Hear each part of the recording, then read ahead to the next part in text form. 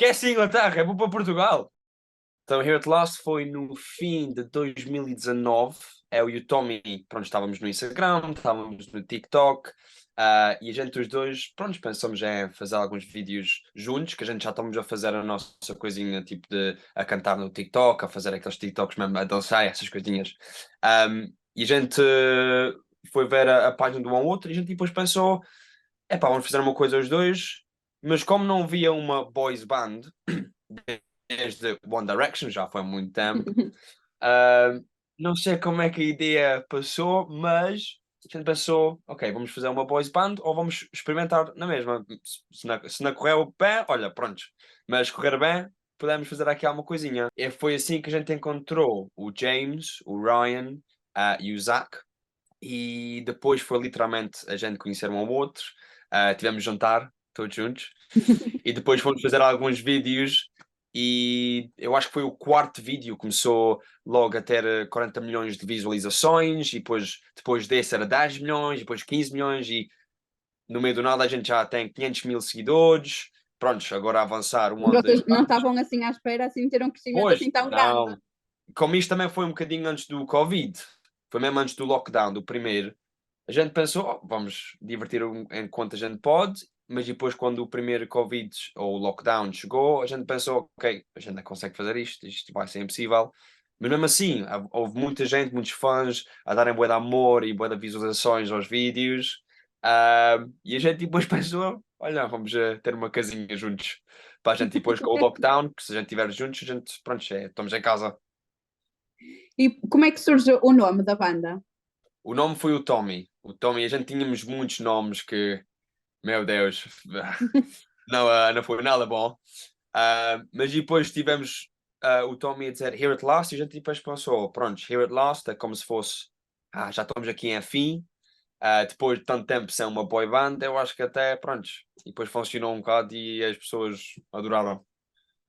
E como é que foi gerir tudo isso assim de repente, fechados em casa? Ah, Foi foi, fácil? mais ou menos, para nós com o Covid foi, para muita gente não, mas para nós foi bom e foi mais ou menos fácil. Bom porque toda a gente estava no telemóvel. Por isso, quando a gente punha um vídeo online, era só visualizações, as pessoas adoravam e tínhamos muitos comentários, que nos ajudou a crescer muito.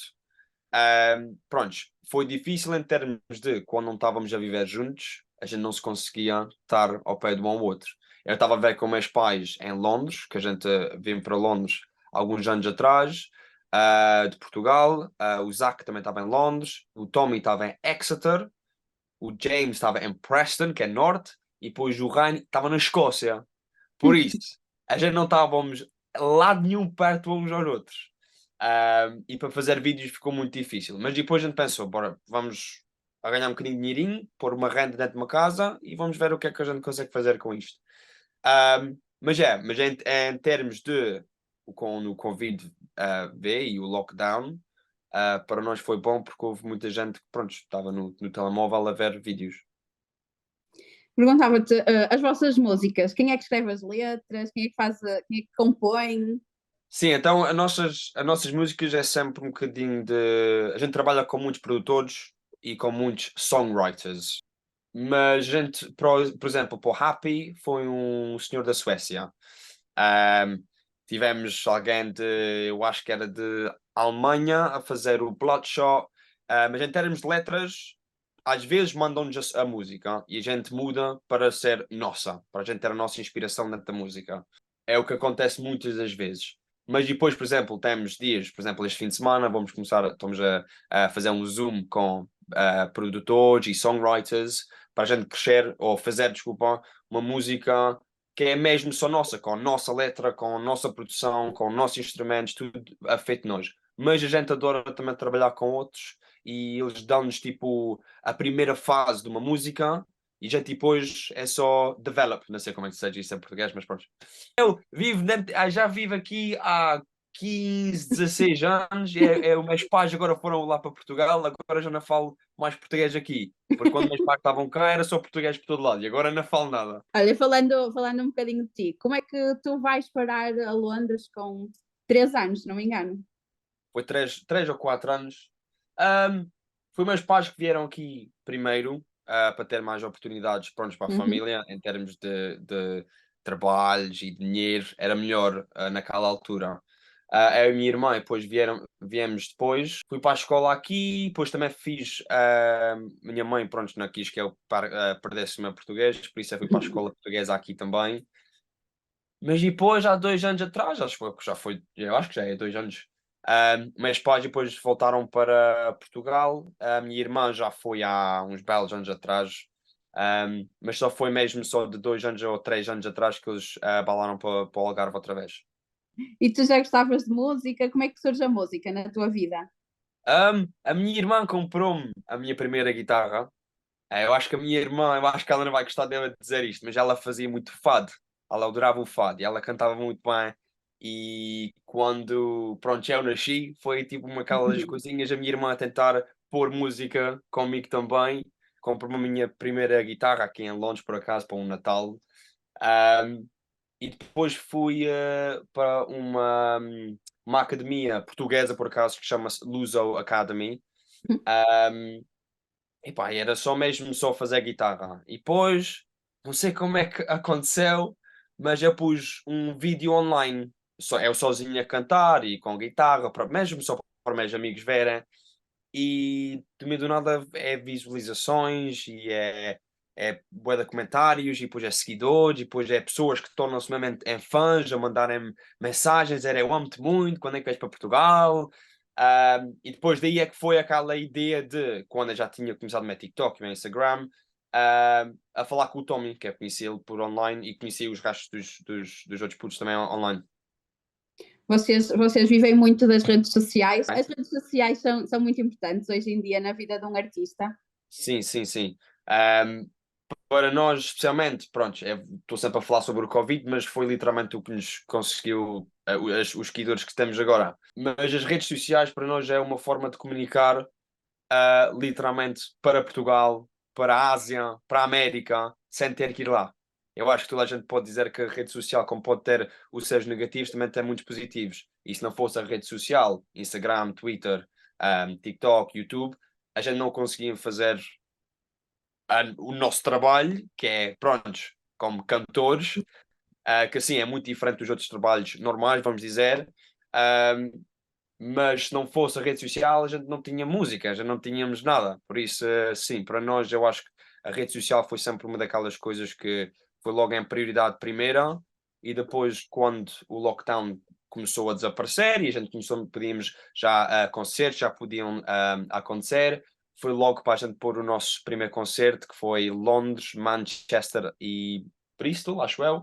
E, e a gente a ver, pronto, a gente na altura tinha 1,9 milhões ou 2 ponto alguma coisa milhões, e a esgotar, os nossos concertos a esgotar de um dia para o outro, e a gente.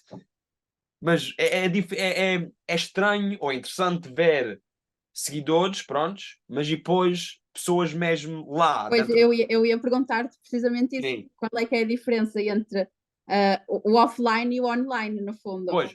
ah, para nós foi muito interessante ver ah, muitos miúdos, miúdas, até pais que vão aos nossos concertos, que dizem que já te sigo desde 2020, mas isso era lockdown. E é muito fixe ver a página de uma pessoa que pronto, tenha edições de Pedro, I love you, blá blá blá, blá, e depois ver eles em forma real. Como, estás a ver? Eu sou humano, tu também és humano, mas online é só um número. E a gente achou muito interessante e a gente adorou ver tanta gente a dar-nos apoio, não só online, mas também offline, quando eles estão mesmo lá presentes connosco a cantar a nossa música. O que é que se sente em cima de um palco? Ui. Eu acho que a minha mãe, por acaso, eu convidei meus pais, convidei, não, eles claro que iam estar lá, mas a gente fomos fazer o Shepherd's Bush Empire. É um concerto muito icónico aqui, que é 2.000 capacidade. A gente esgotou. Convidamos os pais todos para virem. Pronto, os meus pais tiveram que vir de Portugal. ahm, e ela estava a filmar tudo. E depois do concerto, a gente estávamos todos a chorar. Aquilo foi incrível. Mas não se apercebe, pronto, dos pais, por exemplo, aquilo era magnífico, aquilo era brilhante.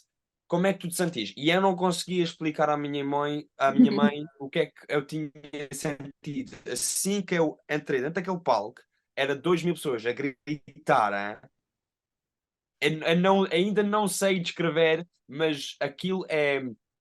Olha, eu por acaso até não consigo descrever. É incrível. Eu acho que toda a gente teve de saber o que é, porque é aquela. Sintes-te em casa, um bocado. É porque, pronto, a gente sempre fomos aqueles miúdos de. Sim, a gente temos seguidores e temos tudo e mais uma coisa e os concertos esgotam, mas também somos humanos e também a gente só gosta de música. A gente adora fazer música e a gente adora ver outras pessoas a gostarem da nossa música. E quando tu vais lá e há 2.000 pessoas a cantarem a tua música, só dá para chorar, mais nada. Olha, e como banda, quais é que são as vossas maiores inspirações? Como banda, olha, vamos dizer o Coldplay. Havia uma banda americana que chama-se Why Don't We, porque por acaso agora já não estão juntos, mas Why Don't We? Obviously One Direction. Um, mas em termos de individualmente, a gente temos Justin Bieber, James Arthur, para mim, pronto, é o Coldplay. Temos também outros artistas um bocadinho mais pequeninos, tipo Benson Boone, Mimi Webb, Henry Moody. Um, mas é artistas normalmente só pop, praticamente.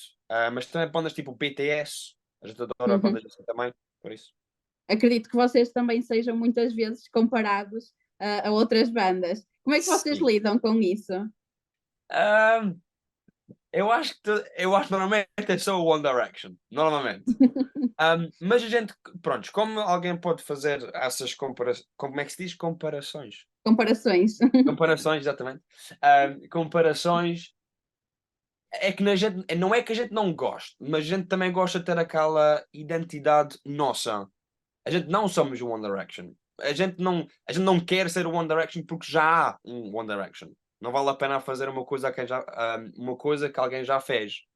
Um, mas pronto, vai sempre haver comparações e a gente nunca, nunca, nunca, nunca leva a mal. Nunca. Olha, e vocês vivem todos na mesma casa, como é que é o vosso dia a dia? Dia a dia, ui, acordar, muito café, muito café.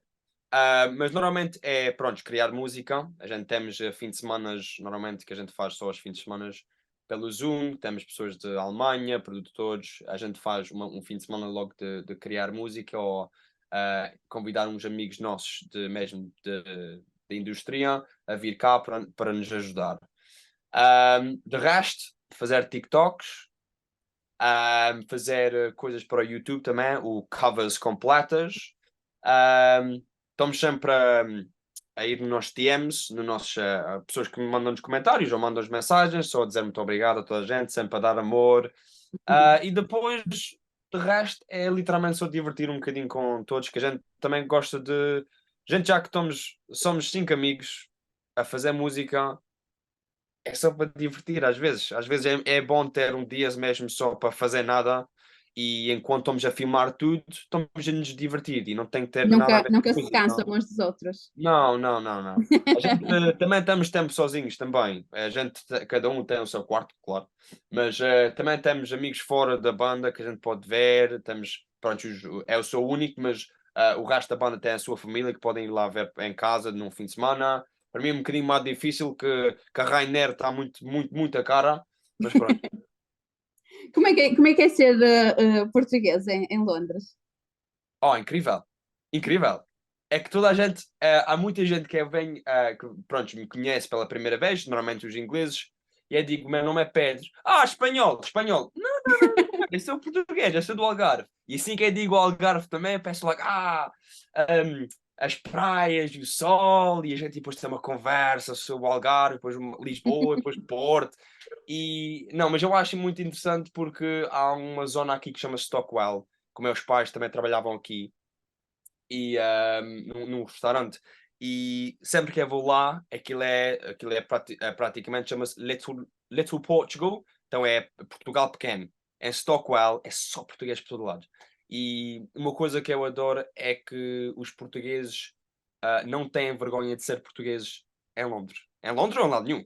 Lado E, nenhum. e eu adoro aquela sense, tipo, ah, aquele sense de A comunidade. sensação de. A Sim. sensação de comunidade, exatamente, mano, desculpe. De comunidade e assim que, por exemplo, mesmo sendo ou estando em Londres, eu recebo muitas mensagens de fãs portugueses, ou se for de Londres, do Algarve ou de Porto, Coimbra, estão sempre a dizer tu fazes nós portugueses tão orgulhosos e a gente adora quando é que tu vens a Portugal, quando é que vens a Portugal. E pronto, para mim é uma coisa, é ver os nossos portugueses a gostarem de uma coisa que eu estou a fazer e eu, uma pessoa normal, a fazer uma coisa em Londres. Pronto, há muito sacrifício em termos de não posso ver meus pais e quando eu venho para Portugal normalmente não faço nada em termos de música porque é o meu trabalho, agora quero estar com a minha família. Ahm, mas depois também para a minha mãe, os meus primos, a minha irmã, a verem este suporte de Portugal para eles é incrível. É como a minha mãe sempre diz: meu filho está em Londres, mas tem tanto suporte de Portugal que ainda parece que ele ainda está cá. Por isso é aquela coisa, é fixe, muito fixe. Vocês anunciaram agora concertos para outubro. Podemos Yeah. esperar uma vinda a Portugal? Eu acho que desta vez não, mas a gente começou esta coisa que se chama-se mailing list, que há muita gente que pronto, foi selecionado para a gente começar a sair para dentro da Europa. E Portugal, pronto, como eu sou português, adorava ir a Portugal. E a gente começou tipo uma petição para as pessoas dizerem onde é que eles são. Com este mailing list podem descrever onde é que são, sou de Coimbra, sou de Porto, sou do Algarve, sou whatever. E depois dá-nos a data, há X pessoas em Portugal, e depois a gente depois podemos dizer que a gente fomos vender bilhetes lá, porque não vale a pena estar a ir para Portugal, por exemplo, depois chegar lá e só uma E pessoa não lá precisar. que sabe quem a gente somos. Por isso a gente estamos a fazer a data primeiro, vamos fazer este concerto agora em outubro, e depois, no próximo Logo ano, se vê. eu espero bem vir para Portugal. Espero bem. Qual é que era assim o palco dos teus sonhos? Altice Arena, E, por 100%. exemplo, atuar num festival, fazia parte dos planos? Meu Sudoeste, sempre. Caso coisa, Esquece a Inglaterra, é vou para Portugal. Esquece. Não, temos agora alguns festivais. Agora temos um na Escócia, eu acho que um em Londres. E depois, não, eu acho que é 3 em Londres que a gente estamos a fazer, mas ainda tudo para ser pronto, posto na média social. e vão agora lançar um EP, o que é que nos podes dizer sobre isso?